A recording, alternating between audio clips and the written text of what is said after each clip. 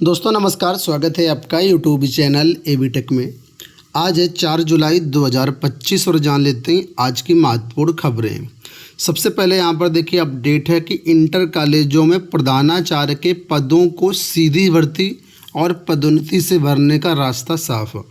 राज्य के इंटर कॉलेजों में प्रधानाचार्य के पदों को सीधी भर्ती और पदोन्नति से भरने का रास्ता साफ हो गया है। कैबिनेट ने उत्तर प्रदेश शैक्षिक सामान्य शिक्षा समग्र सेवा नियमावली 2025 5वें संशोधन को लागू करने की सहमति दे दी है। इससे पदोन्नति व सीधी भर्ती के लगभग 1000 पदों को भरे जाने का रास्ता साफ हो गया है। माध्यमिक शिक्षा विभाग में समूह ख के पदों पर पुरुष शाखा के लिए 61, महिला शाखा के लिए 22 व निरीक्षण अधिकारी कोटा शाखा के लिए 17% था। इसे बढ़ाकर क्रमशः 33, 34% करने का प्रस्ताव दिया गया था।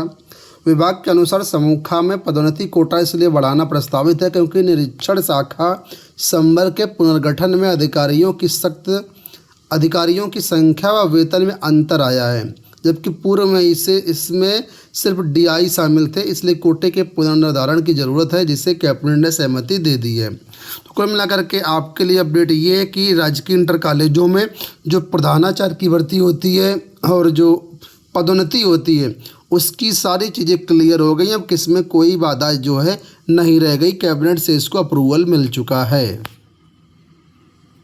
अगर आप इसमें एलिजिबिलिटी क्राइटेरिया जानना चाहते हैं तो मैं यहाँ पर आपको बता देता हूँ कि देखिए राजकीय इंटर कॉलेज बालिका और बालक में पदों की सीधी भर्ती के लिए जो शैक्षिक अर्हता होती है वो क्या थी, उसमें थोड़ा सा बदलाव किया गया है। यहाँ पर देखिए बताया गया है कि किसी भी विश्वविद्यालय संस्था से पीजी आपके पास होना चाहिए और किसी भी मान्यता प्राप्त विश्वविद्यालय से बीएड या समकक्ष उपाधि होनी चाहिए।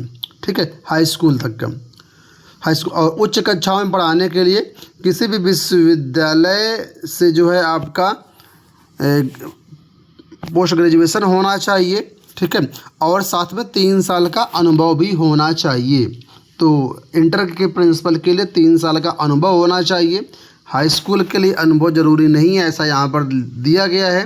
तो कुल मिलाकर के इसमें देखिए लिखा है संशोधन करते हुए अब क्या कर दिया गया है कि मान्यता प्राप्त विश्वविद्यालय से बीएड उपाधि के स्थान पर जो है एनसीटी द्वारा जो बीएड होता है उसको मान्य किया गया है।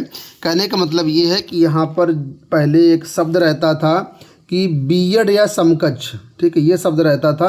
अब समकक्ष शब्द हटा दिया गया, केवल बीएड ही यहाँ पर माना जाएगा। बीएड के समकक्ष में कोई दूसरी डिग्री है तो वो मान्य नहीं होगी। जैसा कि आप लोग जानते होंगे कि पहले क्या एलटी ग्रेड हुआ करता था। ठीक है, एलटी एक डिप्लोमा होता था, तो जहाँ बीएड माना जाता था और वह एलटी भी एलिजिबल हुआ करता था, और अब एलटी को हटा दिया गया, केवल बीएड ही इनको चाहिए। ठीक है, तो ये चीज़ यहाँ पर रखी गई, बाकी और कोई परिवर्तन नहीं किया गया, सिर्फ समकक्ष शब्द हटाया गया है। देखिए यहाँ पर अपडेट है कि उत्तर प्रदेश रोजगार मिशन बनेगा, युवाओं को देश विदेश में मिलेगी नौकरी। तो उत्तर प्रदेश रोजगार मिशन बनाया जाएगा और युवाओं को देश विदेश में नौकरी दी जाएगी। ठीक है, तो राज्य सरकार ने 1 वर्ष में देश में 1 लाख और विदेशों में 25 से 30 हज़ार युवाओं को नौकरी देने का लक्ष्य रखा है। इस लक्ष्य को अंजाम तक पहुंचाने के लिए मुख्यमंत्री योगी आदित्यनाथ के नेतृत्व में सरकार ने गुरुवार को मंत्रिमंडल की बैठक में एक ऐतिहासिक निर्णय लेते हुए उत्तर प्रदेश रोजगार मिशन के गठन के प्रस्ताव पर मुहर लगा दी है। तो उत्तर प्रदेश में उत्तर प्रदेश रोजगार मिशन बनेगा और जहां पर सरकारी क्षेत्र में 1 लाख नौकरियां और विदेशों में जो है 25 से 30 हज़ार नौकरियां दी जाएंगी। यही खबर देखिए यहाँ पर भी दी गई है कि उत्तर प्रदेश सरकार हर साल देगी 1,30,000 नौकरी। तो भैया अब 1,30,000 नौकरी आपको हर साल मिलने वाली है, ऐसा योगी जी का ऐलान है। आप सभी के लिए शिक्षक भर्तियों से जुड़ी हुई एक बड़ी अपडेट यहाँ पर देखिए कि दोनों आयोग भर्ती के लिए तैयार, पर शिक्षा विभाग से सहयोग नहीं। दोनों आयोग का मतलब उत्तर प्रदेश शिक्षा सेवा चयन आयोग और उत्तर प्रदेश लोक सेवा आयोग है। ये भर्ती के लिए तैयार है, लेकिन माध्यमिक शिक्षा निदेशालय और शिक्षा विभाग इसमें सहयोग नहीं कर रहा है। इसी कारण दोनों आयोग की भर्तियां फंसी हुई हैं। अब अपडेट देख लेते हैं क्या यहाँ पर है। तो उत्तर प्रदेश लोक सेवा आयोग और उत्तर प्रदेश शिक्षा सेवा चयन आयोग शिक्षक भर्ती के लिए तैयार है, लेकिन माध्यमिक शिक्षा विभाग से दोनों आयोगों को सहयोग न मिल पाने के कारण 33,000 से अधिक भर्तियां फंसी हुई हैं। लोक सेवा आयोग को राजकीय माध्यमिक विद्यालयों और उत्तर प्रदेश शिक्षा सेवा चयन आयोग को अशासकीय माध्यमिक विद्यालयों में सहायक अध्यापक व प्रवक्ता यानी टीजीटी और पीजीटी के पदों पर भर्ती करनी है। और यूपीपीएससी को भर्ती के लिए जहां आधा अधूरा अध्याचन मिला है, वहीं शिक्षा सेवा चयन आयोग को आज तक कोई अध्याचन ही नहीं मिला है। ठीक है, तो लोक सेवा आयोग ने 3 माह पहले अध्याचन जो आया था उसको वापस भेज दिया था और कहा था इसको जो है संशोधन करके विषयवार आरक्षण को क्लियर करके हमको अध्याचन भेजिए। लेकिन निदेशालय की तरफ से जो अध्याचन भेजा गया है वो प्रवक्ता का भेजा गया है, उसमें भी आधा अधूरा। कल के समाचार पत्रों में इसकी पूरी अपडेट दी थी और मैंने आपको बताया भी था। वहीं पर LT ग्रेड का कोई भी अध्याचन अभी तक नहीं पहुँचा है। इसी के साथ ही शिक्षा सेवा चयन आयोग में आज तक एक भी अध्याचन नया नहीं पहुंचा है, ना ही टीजीटी का और ना ही पीजीटी का और ना ही प्राइमरी टीचर का।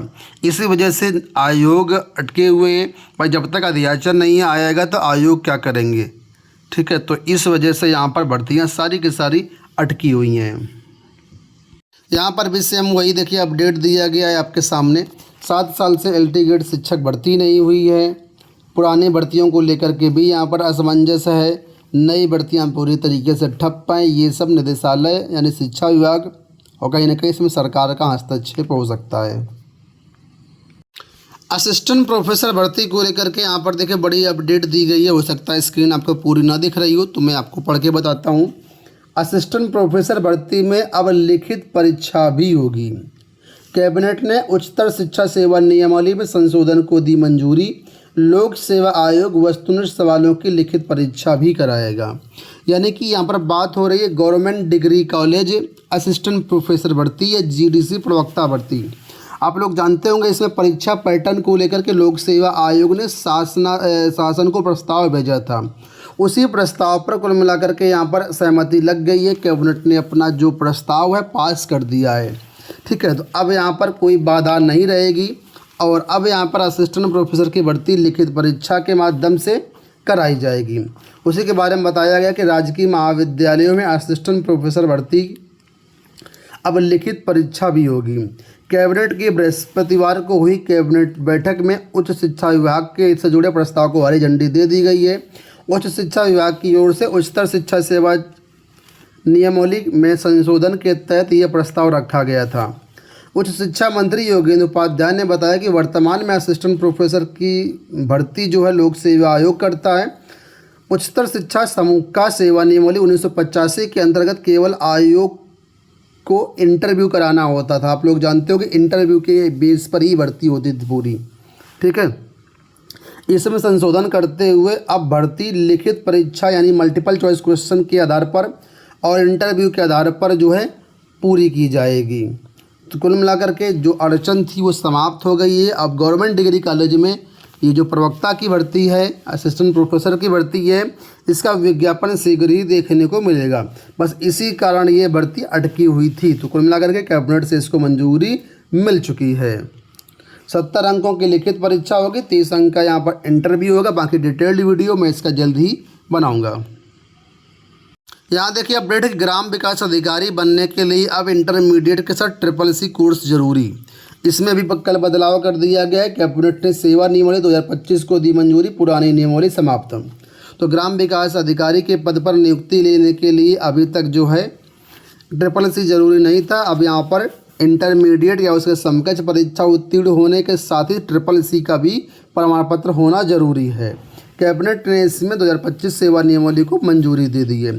पहली नियमावली आपको बता दें यहाँ पर 1980 में बनी थी, उसी के आधार पर भर्तियाँ होती थी अभी तक। ठीक है, तो फिलहाल इस नियमावली को ख़त्म कर दिया गया, नई नियमावली यहाँ पर बना दी गई है। इसी तरह समाज कल्याण विभाग में ग्राम विकास अधिकारी और सहायक विकास अधिकारी के पद पर भर्ती के लिए SSC का कोर्स अनिवार्य कर दिया गया है। तो ये सब चीज़ें अब नए सिरे से नए तरीके से अब लागू होंगी और यहाँ पर जो है आप सभी के लिए यहाँ पर आने वाले समय में बड़ी भर्तियाँ यहाँ देखिए बताया गया है। इस नियमावली को मंजूरी मिलने से ग्राम विकास अधिकारी के 8,297 पद, ठीक है, वर्तमान में 2578 पदों पर भर्ती की कार्रवाई संबद्ध तरीके से पूरी की जाएगी। तो ये भर्तियाँ यानी ग्राम विकास अधिकारी की अब SSC के साथ होंगी।